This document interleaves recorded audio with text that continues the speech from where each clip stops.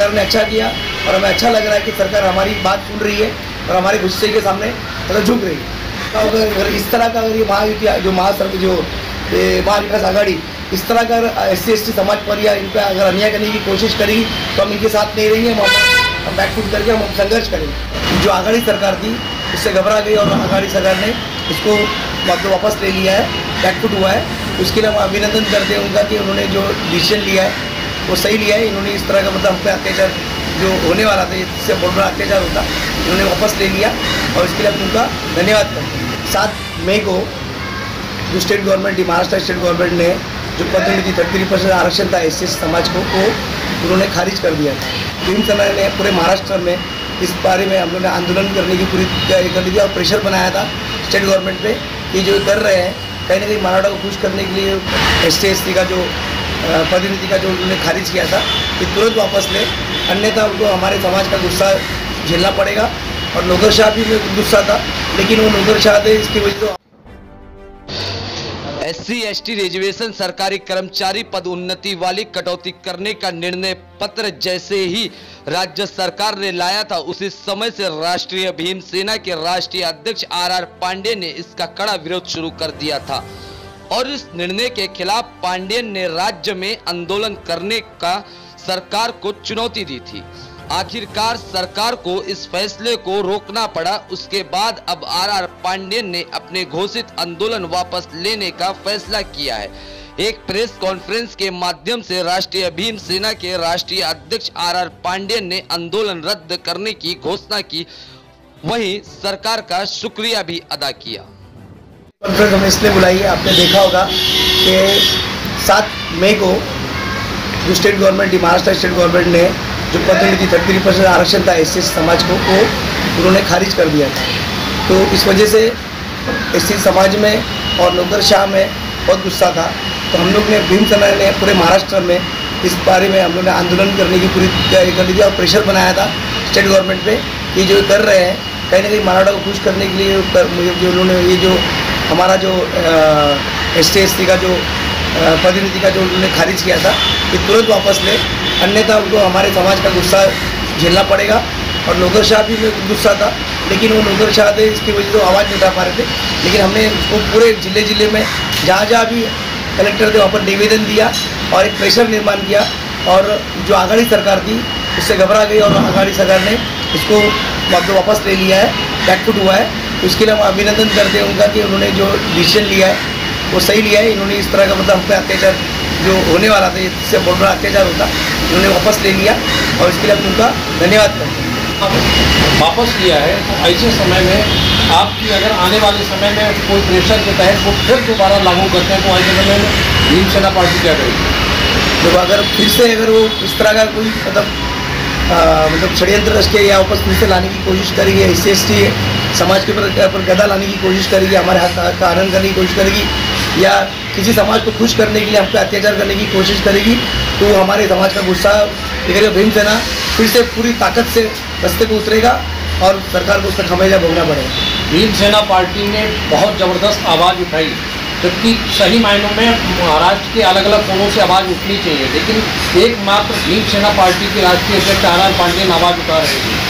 ऐसे में क्या रणनीति लेकर आपने आवाज़ उठाई और आज जब आपकी बात कहीं ना कहीं सरकार ने मान ली है और अपना फैसला वापस किया, तो कैसा महसूस करते हैं आप? देखिए, आपने देखा होगा कि हमारे पास जो आघाड़ी है इसमें 3 प्रमुख पार्टी है। जो पहले BJP सरकार थी तो ऑपोजिशन में रहती थी, तो इस समय सरकार में आने की वजह से ऑपोजिशन कहीं रहा नहीं।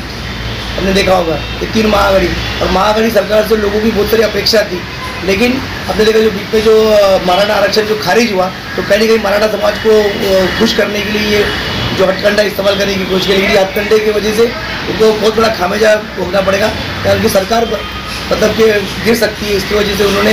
और हमारा जो दबाव तंत्र रहा, नौकरशाह का दबाव तंत्र, जो नौकरशाह पे अत्याचार हो रहा था, जो आपने देखा होगा। फिर उसके बाद आपने देखा जो जितने भी जिले थे जहाँ जहाँ हमारे समाज के लोग थे उन्होंने उसका गुस्सा व्यक्त करना चालू कर दिया था। तो इसकी वजह से सरकार ने ये कुछ बैठ किया, सरकार ने अच्छा किया और हमें अच्छा लग रहा है कि सरकार हमारी बात सुन रही है और हमारे गुस्से के सामने मतलब झुक रही है। सर, इलेक्शन को देखते हुए जिस तरीके से कोविड में काफ़ी लोग परेशान थे, सरकार को कहीं ना कहीं सारी खामियाजा भुगतना पड़ता, अब एसटी और ओबीसी भी इसमें नाराज़ हो जाती, तो ये सारी चीज़ों को लेकर कहीं षड्यंत्र तो नहीं रच रही है कि आगे आने वाले समय में इसमें भी बदलाव हो सकता है, जिस तरीके से मराठा आरक्षण को लेकर किया गया है? तो मराठा जो आरक्षण था वो पहली बात तो वो सही तरीके से उन्होंने मतलब उसका इम्प्लीमेंट करने की कोशिश कर, जो मराठा आरक्षण का मुद्दा ही गलत था। सिर्फ लोग मराठा समाज को, ओबीसी समाज को आरक्षण चाहिए था, इसके लिए कहीं ना कहीं उसकी जो वोट की राजनीति बीजेपी, आपको तो मालूम बीजेपी ने जो पुटअप किया जब सरकार थी तो आरक्षण का मुद्दा पुटअप की थी। लेकिन ये आपने देखा संविधान में जो मराठा समाज है उसको कहीं भी न्याय मिल नहीं सकता, क्योंकि वो एक समाज है, उसको आरक्षण चाहिए, आरक्षण नहीं मिल सकता। पहले ही मतलब ये ऑलरेडी क्लियर था, लेकिन फिर भी कहीं ना कहीं बीजेपी पार्टी ने इसको कहीं ना कहीं लोगों को मतलब उसको जो मुद्दा का तो कैश करने के लिए, वोट बैंक में कैश करने के लिए उन्होंने षड्यंत्र रचा था। सुप्रीम कोर्ट ने तो पूरी तरह से खारिज कर दी। तो मुद्दा था पूरे महाराष्ट्र में हमने पहले उठाया था, क्योंकि हम पहले से ही एससी समाज और सत्ता समाज का जो भी अत्याचार उस पर लड़ते हैं। भीमसेन हमेशा तत्पर रही जब भी कोई अन्याय अत्याचार हुआ, और ये बहुत बड़े लेवल पे अत्याचार था। हमारे समाज के लोग जो रेस पे ऑलरेडी के साथ से पीछे रहे, और ये प्रमोशन से हम लोगों को मतलब कहीं ना कहीं न्याय मिलता था। आज के ज़माने में ये न्याय को मतलब कहीं ना कहीं मतलब सिर्फ मराठों को खुश करने की वजह से ही सरकार को खुश करने के लिए ये जो स्टेट गवर्नमेंट है, उद्धव सरकार ने ये हथकंडा इस्तेमाल किया था।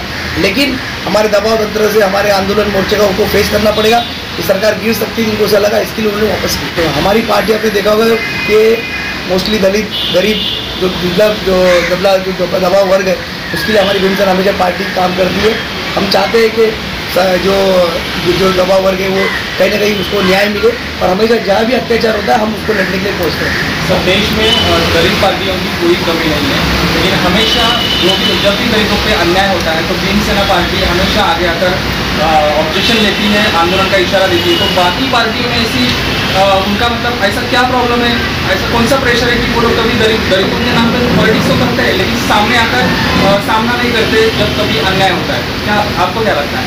बिल्कुल, देखो आपने देखा होगा जितनी भी दलित पार्टी महाराष्ट्र में है वो कहीं ना कहीं वो अलायंस है, नेशनल पार्टी जैसे बीजेपी है उसके साथ आरपीआई जुड़ी हुई है, कांग्रेस के साथ दूसरी जो दलित पार्टी जो जुड़ी हुई है।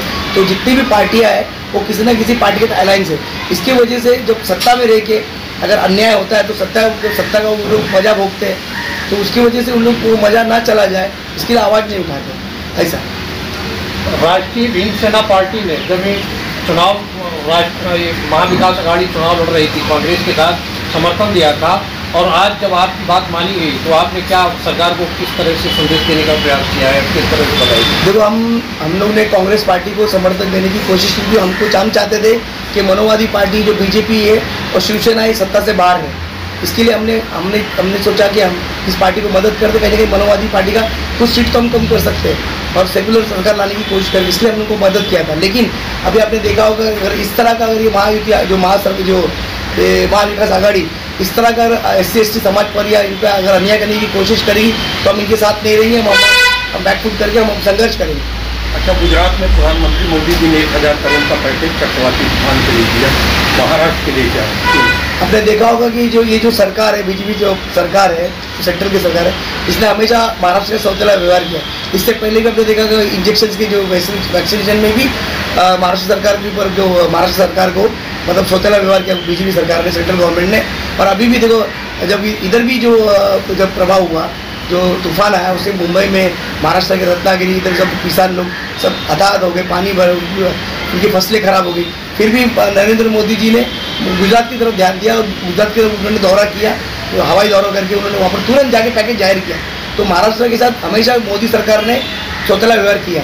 जाकर अभी जो फिलहाल आपने तो देखा होगा कि मोदी सरकार हमेशा करती है महाराष्ट्र सौतेला व्यवहार, कोशिश करेंगे। अभी जो किसान है उनका पहला नुकसान का क्या नुकसान हुआ उस सबका जायजा लेने के बाद फिर हम एक स्ट्रेटेजिक प्लानिंग के साथ हम संघर्ष करेंगे।